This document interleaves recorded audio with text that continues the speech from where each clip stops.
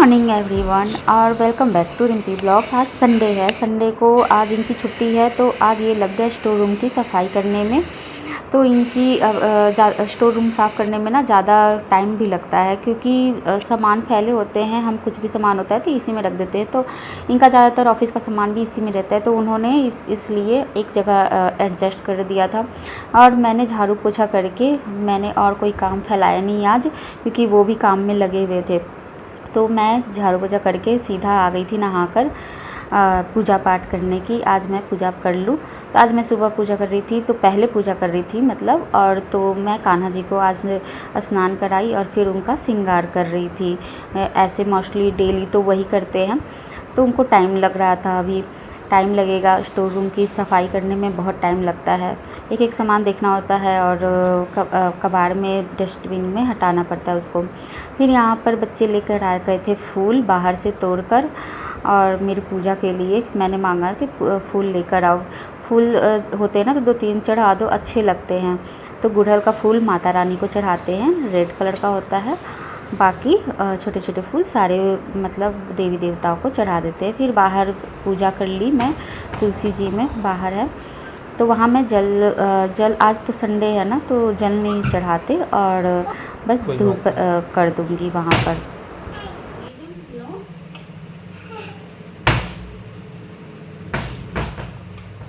और मंदिर में पूजा पाठ हो गया और फिर मैं भी यहाँ पर अब बस नाश्ता बनाने जाऊँगी। और बहुत अच्छा लग रहा था ना, मंदिर में दिया जल रहा था, तो इसलिए मैं वहाँ पे फ़ोटो खींच रही थी। फिर इनकी सफाई हो गई थी, तो इन्होंने ना झाड़ू की बजाय वो वैक्यूम से मतलब सफाई की थी। वैक्यूम से सफाई करने से क्या होता है ना कि उससे धूल डस्ट उड़ते नहीं हैं और नाक में धूल डस्ट जाता नहीं है, तो उससे इन्फेक्शन नहीं होता है। तो फिर इसलिए ना वैक्यूम से सफाई कर दिए थे।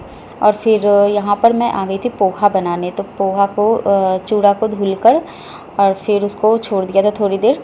और उसके बाद सब्ज़ी में कुछ ज़्यादा तो गर्मी के दिन में होता नहीं है, तो आलू प्याज बस मैंने कट कर लिए थे और मूंगफली को पहले फ्राई करके निकाल लिया था रोस्ट करके। और उसके बाद फिर यहाँ पर मैं ताज़ा अपने पेड़ से कड़ी पत्ता ले आई और राई कड़ी पत्ता का तड़का दे के प्याज और सारे वेजिटेबल को डाल के उसमें नमक डाल के हल्दी डाल के थोड़ा सा भून लिया। और जब सब्ज़ी अब आलू पक जाता है ना, उसके बाद चूड़ा को डाला और ऊपर से ये मैं चीनी ऐड कर रही थी। चूड़ा ऊपर से थोड़ा सा खट्टा मीठा होता है पोहा, इसलिए तो ज़्यादा चीनी नहीं, थोड़ा ही डालेंगे। और उस पर फिर 1 चम्मच नींबू, तो नींबू डालने से खट्टा हो जाता है। लास्ट में ही नींबू डालते हैं कि थोड़ी देर 2 मिनट के लिए अब चला के इसको छोड़ेंगे। और ऊपर से फिर जो हम मूंगफली ड्राई कर रोस्ट करके रखे थे उसको हम उसमें ऐड कर देंगे। और फिर इसमें मैंने मिक्सचर ऐड कर लिया, नमकीन। ये तीखे वाले नमकीन हैं जो पोहे के साथ बहुत अच्छे लगते हैं। फिर यहाँ पर मेरे हस्बैंड सब लोग बैठ गए थे और हम लोग अपना ब्रेकफास्ट एंजॉय कर रहे थे। तो यहाँ पर सबका काम मतलब वो भी काम हो गया था उनका भी। और यहाँ पर चाय भी मैं बना के ले आऊँगी, इसके साथ चाय बहुत अच्छी लगती है। और मुझे फिर खाने की तैयारी करनी पड़ेगी, क्योंकि क्या होता है संडे को थोड़ा लेट हो जाता है काम करते करते। और आराम से काम करो ना तो थोड़ा टाइम हो जाता है, डायरेक्ट फिर खाने का टाइम आ जाता है। तो खाने की भी तैयारी साथ में मैं करती रहूँगी।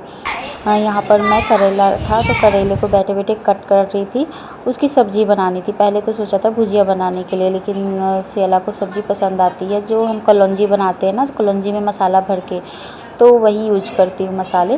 तो यहाँ पर मैं करेले को कट कर ली थी और उसमें नमक डाल के थोड़ी देर छोड़ दिया था करवाहट निकलने के लिए। थोड़ी बहुत ही करवाहट निकलती है, ज़्यादातर करेला कड़वा ही रहता है। फिर यहाँ पर मैंने मसाला तैयार कर लिया था, मसाला को पीस लिया था। इसमें लहसुन मैं डालना भूल गई थी, फिर मैंने लहसुन भी पीस लिया था। और फिर यहाँ पर दाल की तैयारी हो रही थी, तो तीनों दाल मैं जो रेगुलर बनाती हूँ वो ले लिया था। अरहर, मूंग और मसूर की दाल थी।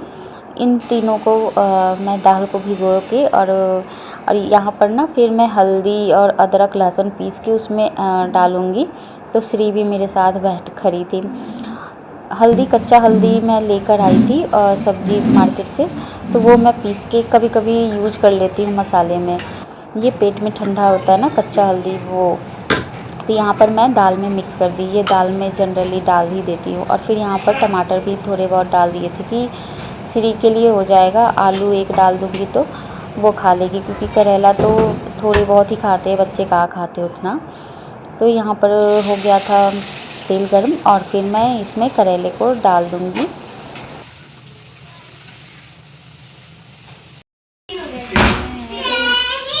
वो घर बैट बॉल बना है। हाँ, बैट बॉल अच्छा। और यहाँ पर जब मैं वीडियो बनाई ना तो वो बनियान में थे, तो उन्होंने कहा वीडियो मेरी बनियान में ही बना रही हूँ, सुबह से मैं टी शर्ट डाले थे। फिर टी शर्ट वो डाल कर आए और यहाँ पर बैट बॉल खेल रहे थे घर में ही। तो बच्चों के साथ आज छुट्टी है तो मस्ती तो चलती है, तो बाहर तो धूप ही रहती है। तो मैं भी यहाँ पर ना छौंक के फिर आ जाती हूँ, क्योंकि वहाँ पे किचन में गर्मी लगती है, तो सब्ज़ी बनाने में डायरेक्ट खड़ी नहीं रहती। तो वहाँ पर करेला पकने में टाइम लग रहा था, तो इसलिए मैं इनके मैच को देखने आ गई थी। और अभी टाइम हो रहा है 1 नहीं बजा है, अभी 1 बजने में भी 10 मिनट बाकी है।